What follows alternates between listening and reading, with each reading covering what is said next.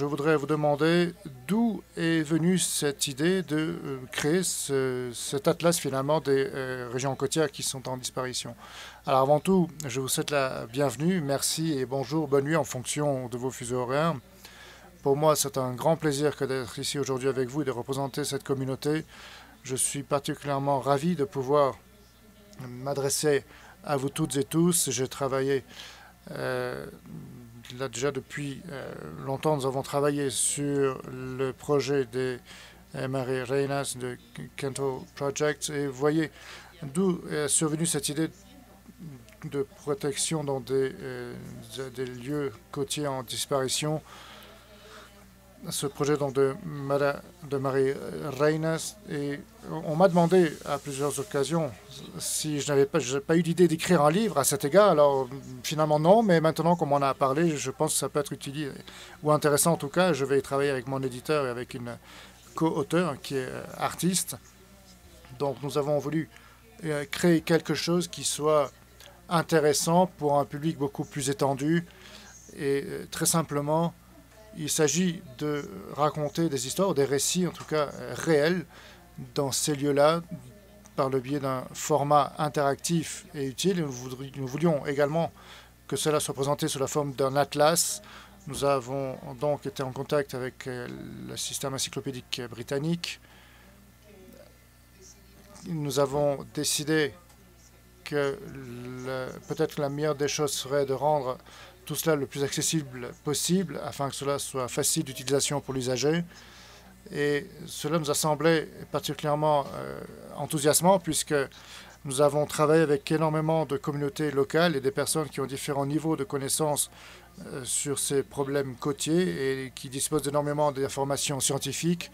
Donc nous poser la question de comment nous adresser à un public aussi divers et comment permettre finalement de se familiariser avec toutes ces informations. Eh bien, la façon la plus simple nous a semblé qu'il fallait donc promouvoir un atlas.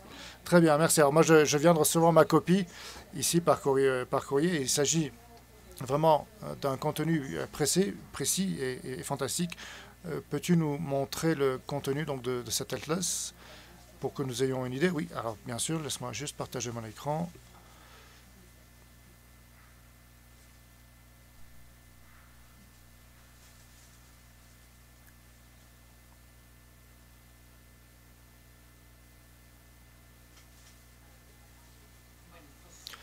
Voilà.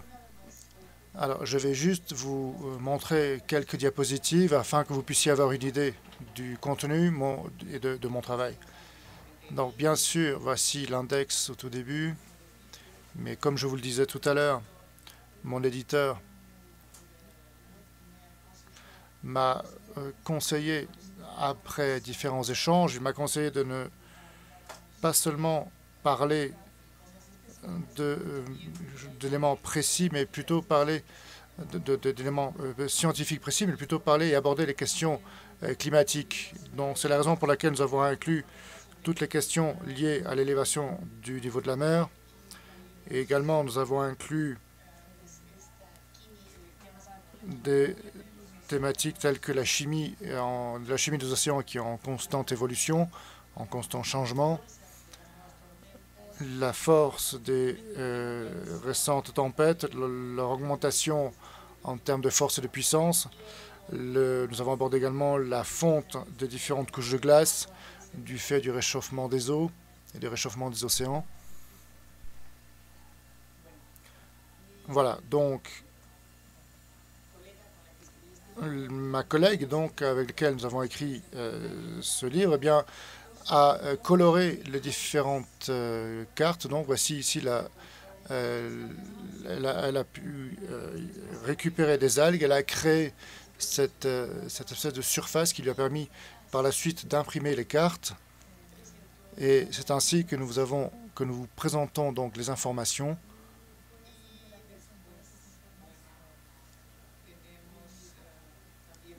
Et nous avons différents décors, différentes esthétiques avec différents animaux. Voici ici la côte de New York.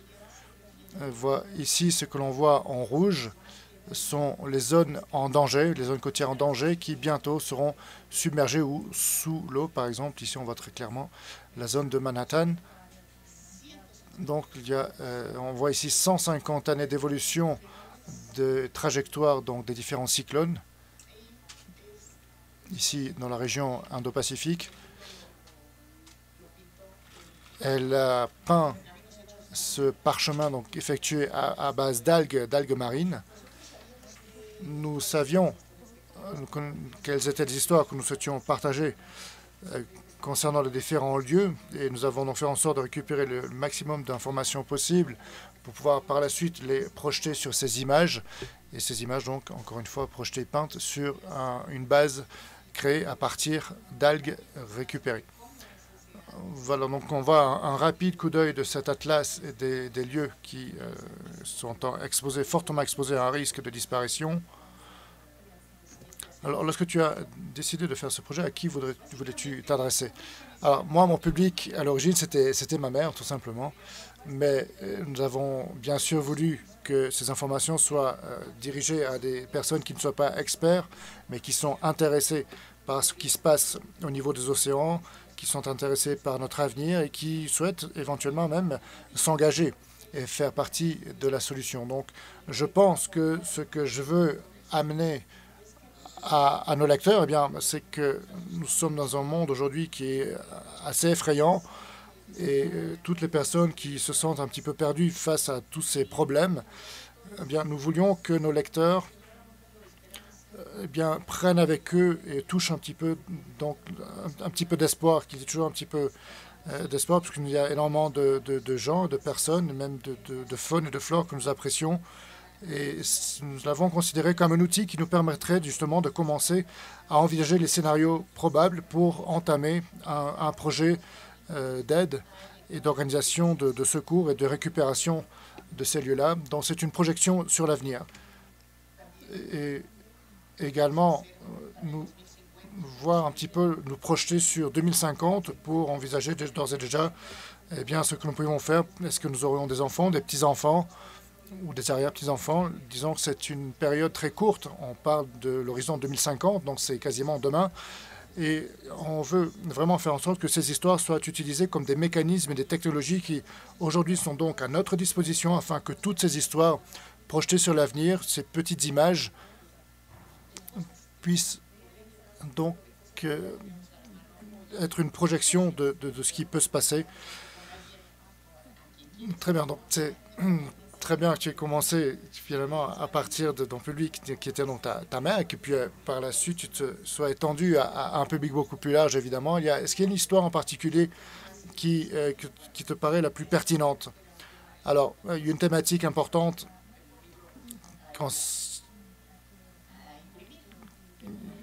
lorsque nous avons amené ce livre à imprimer. Moi, j'étais familiarisé avec différents problèmes existant à différentes villes que nous avons donc montrés sur ces différentes cartes.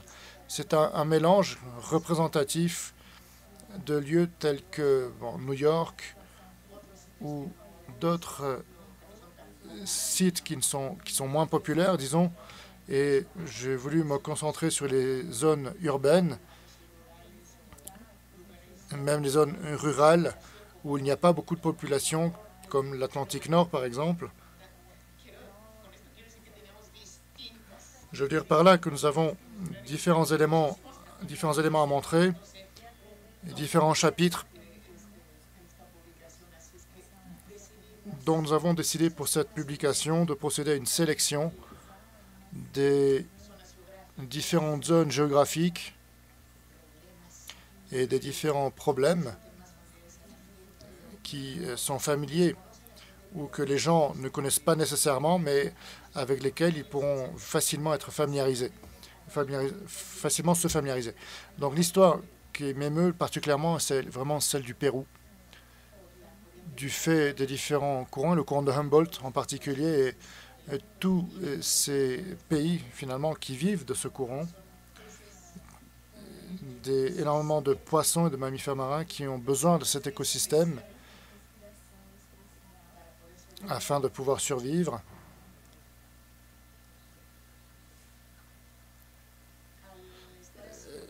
Et en fonction des décisions prises, je pense que ces petits animaux m'ont particulièrement attiré. Ces petits animaux qui vivent directement dans ce courant de Humboldt.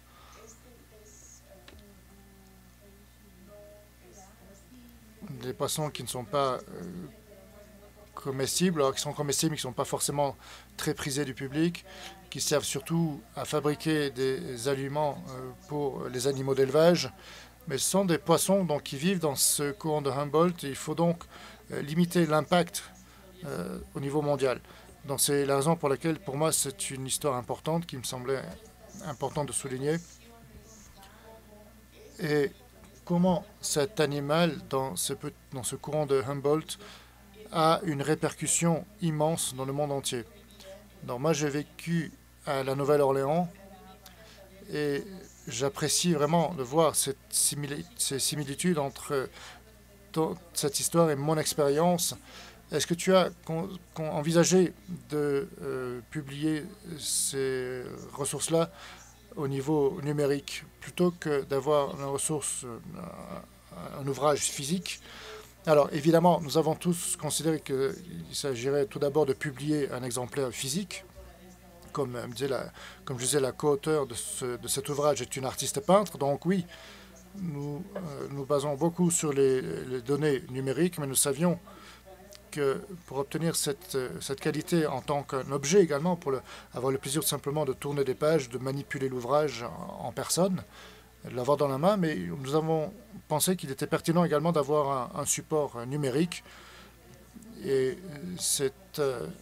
qui est pleinement lié au jargon spécialisé, tout l'aspect technique et scientifique et ces histoires de projection vers l'avenir. Mais nous avons pensé qu'il semblerait intéressant d'avoir également la version numérique en complément de la version physique pour avoir accès rapidement en fonction de l'endroit où nous nous situons, pour pouvoir nous approcher des différentes communautés, par exemple. Voilà. Et donc, quand on parle de l'Atlas, une autre question, qu'est-ce que tu as appris le plus en termes de conservation? Ce à quoi tu ne t'attendais pas à vivre bien. Moi, pour moi, les microplastiques, la question des microplastiques a été vraiment époustouflante. C'est-à-dire qu'au fur et à mesure des recherches, il y a de nouvelles questions qui étaient soulevées et il fallait analyser toutes ces informations scientifiques absolument effrayantes quant à la gestion des déchets, la pollution, et j'ai appris énormément sur toutes les questions liées à la pollution. Merci. Merci, Malina. Nous allons céder la parole à Ned afin de pouvoir poursuivre cette conversation et parler d'autres thématiques. Merci beaucoup. Bonjour Ned, bonjour Marina. Merci d'être avec nous. Je pourrais parler de ton atlas absolument tout aujourd'hui, mais nous n'avons malheureusement pas tout le temps. Donc j'espère pouvoir recevoir une copie pour pouvoir parler de toutes ces questions-là en détail. Je voudrais savoir quelle était l'idée à l'origine de la création de cet atlas. Est-ce que cela provient du projet Queen Tide, le Queen Tide Project, dans des marées reines? Je pense que c'était en 2009. Oui, tout à fait. Moi, je travaillais donc sur ce projet depuis quelques années. Il y avait un programme donc pour lequel nous avions besoin de transmettre les informations scientifiques, de divulguer les informations scientifiques, de les vulgariser, pour ainsi dire. Et nous avons donc traité ces informations. Nous sommes concentrés sur les questions liées, les informations liées au changement climatique. Et nous avons décidé donc de nous engager, de nous adresser aux gérants des différentes municipalités. Là, je parle donc là, de 5 ans au cours desquels nous avons créé des séances de formation, des ateliers de présentation technique de ces différents impacts. Et après 6 mois ou 1 an de contact constant avec les différents responsables de haut niveau de ces différents organismes, eh bien, on nous a dit, on nous a dit qu'il s'agissait d'une thématique très importante et nous sommes tous tombés d'accord sur le fait qu'il nous fallait planifier. Alors, ce n'est pas moi qui ai pris toutes les décisions. Je travaille avec le personnel avec lequel nous travaillons, qui sont chargés, par exemple, de rédiger les différents manuels de construction, bref, tout ce genre de documents. Donc, nous avons décidé d'intégrer toute cette partie-là au sein du projet. Donc, nous sommes allés les voir. Et 8 mois après ou 1 an après, nous avons poursuivi de célébrer toute cette assistance technique. Et donc au moment où ils nous ont dit qu'ils avaient vraiment compris tout ce qu'il fallait faire, mais ce n'est pas moi qui ai pris l'ensemble des décisions. Ce sont nos fonctionnaires, nos responsables élus qui ont décidé si ces plans pouvaient être mis en œuvre ou pas. Donc encore une fois, nous avons pu nous réunir et procéder à toutes ces séances de formation avec de nouvelles personnes qui s'intègrent à chaque fois. Et ce n'est pas nous, finalement, qui avons pris la décision, ce sont nos électeurs qui ont pris la décision. Ça, c'était le message des responsables publics. Et j'étais sur le point de devenir folle, puisque c'était vraiment tout un cercle vicieux qui était en train de se mettre en place. Mais cela m'a vraiment montré l'importance du public en particulier en matière de planification de projets liés au changement climatique. Et au milieu de tout cela, un météorologiste australien qui s'appelle Watson nous a dit donc bien pourquoi ne pas utiliser comme exemple de l'augmentation des niveaux des océans les marées sur lesquelles nous avons des informations très précises. Donc cela m'a semblé une excellente idée. Et tous les médias finalement se concentraient sur les ours polaires, sur des lieux absolument très éloignés dont personne n'avait jamais entendu parler. Donc ça semblait une situation assez familière, mais au lieu de parler de la manière par laquelle les pôles, les glaces fondent, eh bien, nous avons pensé aborder des questions beaucoup plus proches de la communauté. C'est la raison pour laquelle nous avons pensé à ce projet-là. Nous avons des diapositives qui auraient pu illustrer cela beaucoup mieux que moi, qui gesticule ici.